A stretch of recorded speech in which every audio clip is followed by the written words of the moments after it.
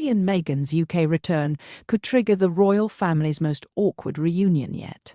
Meghan's possible UK return has turned a family visit into a royal pressure test.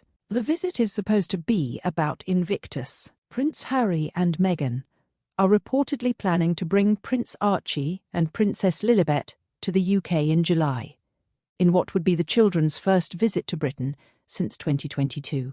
The reported timing is linked to events around the one-year countdown to the Invictus Games Birmingham 2027, which are scheduled for 10 to the 17th of July 2027, and will bring wounded, injured and sick service personnel and veterans from 25 nations to Birmingham. On paper, that should be simple. Invictus is Harry's strongest remaining public platform, emotionally credible, service-linked, internationally recognised, and harder to dismiss than the couple's commercial projects. It gives the Sussexes a reason to come back that is not purely royal, not purely celebrity, and not obviously designed as a palace confrontation. But nothing involving Harry, Meghan and the UK now stays simple for long. The moment the children enter the story, the visit stops being just another appearance.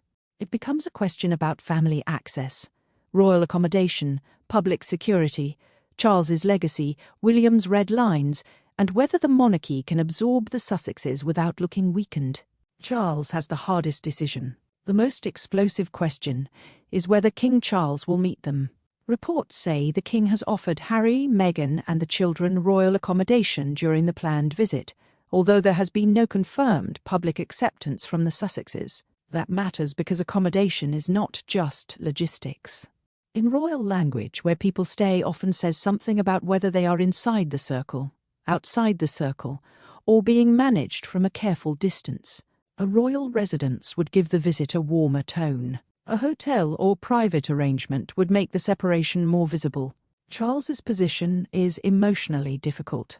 He is king, but he is also a grandfather who has reportedly not seen Archie and Lilibet in Britain since the Platinum Jubilee period in 2022. Refusing a private meeting risks looking cold. Granting one risks reopening the accusation that Harry and Meghan can criticise the institution, step outside it, and still return when the royal connection is useful. That is the trap. Charles may want family peace, but the crown has to think in precedence. Every gesture toward Harry is read not only as a father's choice, but as an institutional signal. William is the real barrier. The bigger obstacle is Prince William. There is no credible sign that William is preparing for a warm public reconciliation with Harry and Meghan. The current online mood around William is almost entirely built around resistance, claims that he would be furious, that he sees the Sussex return as destabilising, and that he does not want the monarchy dragged back into the same cycle of drama. The confirmed position is simpler and sharper. Relations between the brothers remain strained, and there is no announced meeting between William and the Sussex family.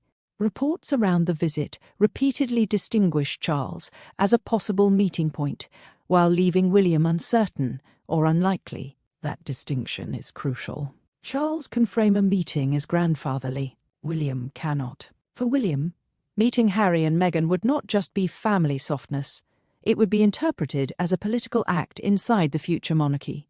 This is why the story has such pull. Charles represents reconciliation. William represents institutional memory. Harry wants access to family and heritage. Meghan represents, fairly or unfairly, the part of the rupture many royal watchers still cannot forgive. Meghan is the lightning rod. The scrutiny around Meghan will be brutal because her possible return carries more symbolic weight than Harry's. Harry has returned to the UK several times alone.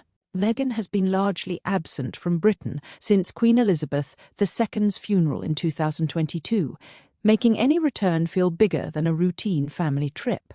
Online gossip is already circling predictable themes: whether she will be booed, whether the visit is a rebrand, whether cameras will follow, whether the children are being used to soften the image, whether Charles is being emotionally pressured, and whether William will see the whole thing as another attempt to borrow royal prestige without accepting royal discipline.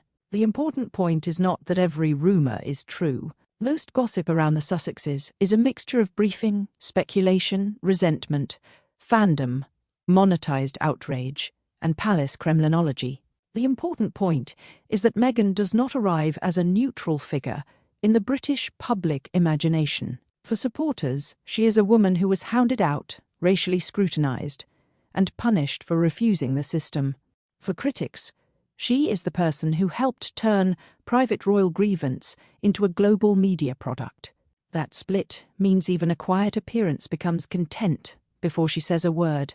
The children change the optics. Archie and Lilibet are the emotional centre of the story, because they make the rift harder to defend and harder to resolve. Adults can feud indefinitely. Grandchildren make the distance look colder. Harry has repeatedly linked the UK issue to safety, family and the children's connection to his home country. The security dispute has been one of the central barriers to bringing them back, after Harry lost his legal challenge over automatic police protection and continued to argue that his family needed secure conditions in Britain. That gives the visit a second layer. If the family does come, critics will ask what has changed. If they do not meet Charles, critics will ask why they came. If they do meet Charles, critics will ask whether the king has rewarded public pressure. The children make every outcome more emotionally charged. They also make the palace's silence harder to maintain, because the public story will not be Harry attends Invictus events. It will be, will the king see his grandchildren? The gossip is really about control. The loudest online commentary is not really about one July visit. It is about control. Who controls the royal story now? The palace, the king, William, Harry, Meghan, the media or the public. That is why the accommodation claim matters. That is why every rumour about William's anger spreads quickly. That is why Meghan's presence becomes more controversial than the event itself. The Sussexes operate partly outside the royal system, but their value still depends heavily on proximity to it. For the monarchy, that is dangerous. If Harry and Meghan can return selectively, appear around royal-adjacent moments, and generate global attention without being working royals, the boundaries become messy. If they are frozen out completely, the institution looks unforgiving and emotionally brittle. This is the deeper contradiction. The monarchy wants discipline, hierarchy, and silence. The Sussexes thrive in a world of personal narrative, visibility, and emotional framing.